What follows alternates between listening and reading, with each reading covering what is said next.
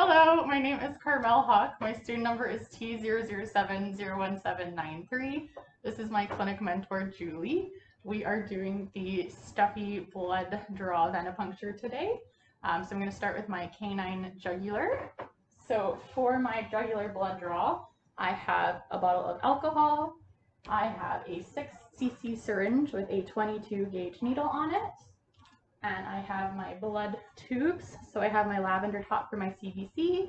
I do have it labeled with the species. I'm going to share a tube for the cat and the dog today. So it's labeled canine feline with their names Stuffy, a client number, the date, and my initials. And then I have my green top as well for the chemistry portion, same label on there. And then I have my jugular vein to poke through, so it is the 10mm by 10mm, and I'm going to place it on his jugular vein. So to find the jugular vein, it is on the ventral aspect of the neck, and it's just lateral to the trachea.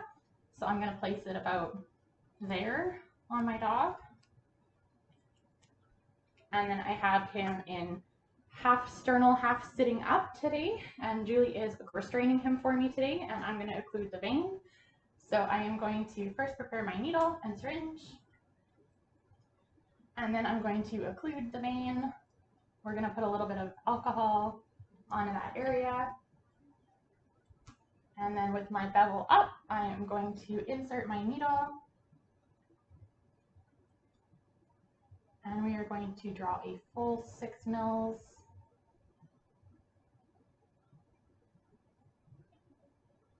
And then I'm going to stop my occluding of the vein and place it on the vein to hold off as I cap my needle. And then I'm going to get Julie to hold off in that same area for me so that I can come and go to my CBC tube with my blood in my syringe. This has a 1 ml draw, so it would suck up the blood that it needs to. For my green top tube, I would insert the 1.3 mils that it would need into there. And we would have our blood collection supplies. And then I'm going to check on my patient. So I'm going to make sure there's no hematoma, dry off if there's any blood, clean off the fur, brush it out so that he goes home looking nice. Okay, so now we're going to do my feline jugular. So Julie has towel wrapped our kitty cat for low stress handling, so that we can get at that jugular vein without having to worry about keeping his limbs contained. So we have the same supply as my alcohol. I have a 6 ml syringe with a 22 gauge needle, and then I have the same labeled blood tubes from the first video, my lavender and my green top.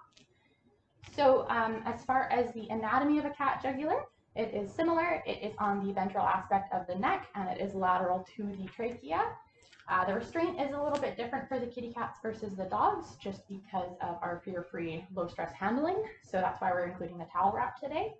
So for my jugular, I have a 5mm by 5mm square, and I'm going to place it right about there. All right, and then same thing, I'm going to occlude my vein, and then I'm going to alcohol the area. And then I have my syringe with my bevel up. I'm going to inject into the area, and we're going to draw back.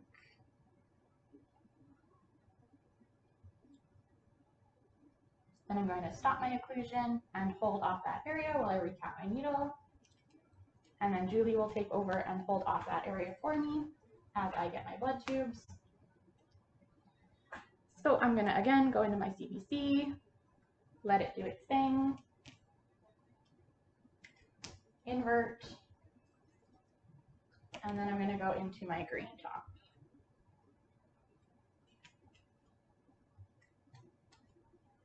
And then I'm going to check on my patient. So I will see if that area needs a cleanup or a brush and make sure there's no hematoma. Okay, and this is my canine lateral saphenous draw. So we have our patient in lateral recumbency right now. We are going to find his vein on the lateral surface of his hind leg here.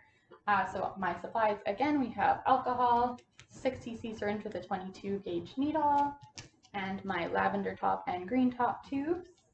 And then I have a bandage as well for after the blood draw. This is my guide for the lateral saphenous, so 3 millimeters by 3 millimeters. So I am going to place this on about the right area. And then Julie is going to occlude the vein for me so that we can find it. And then I am going to go beside my vein and help to hold it in place and stabilize it. And I'm going to uncap my syringe and needle. Take a little bit of alcohol for the area. So I'm going to, with my bevel up, insert into that vein. And I'm going to draw back.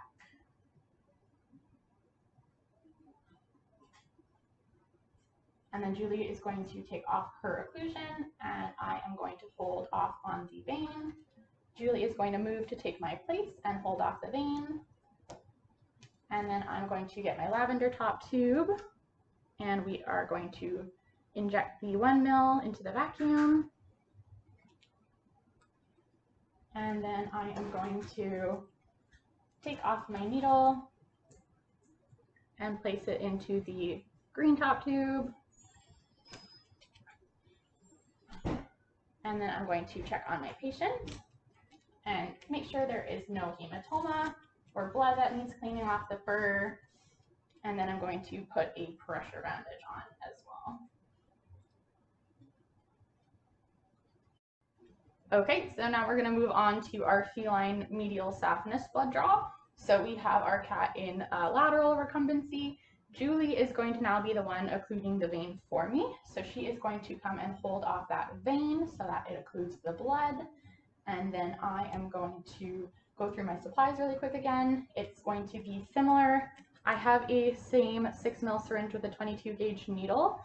This would likely collapse the vein if I used this in the real world, but for the stuffy video, this is what I've chosen. And I have still my same 2 labeled tubes from earlier. The one thing I've added is a bandage to hold off that pressure for the back leg blood draw. So I am going to, again, put my guide here. So the saphenous is a 2 millimeter by 2 millimeter. And I'm going to place it in generally the right area. All right, so I am going to prepare my syringe and needle. And I'm going to take my alcohol and alcohol the area. And then my thumb is just supporting the vein and helping to stabilize it. And then with my bevel up, I'm going to insert into the red square. And then I'm going to do my 6 ml draw.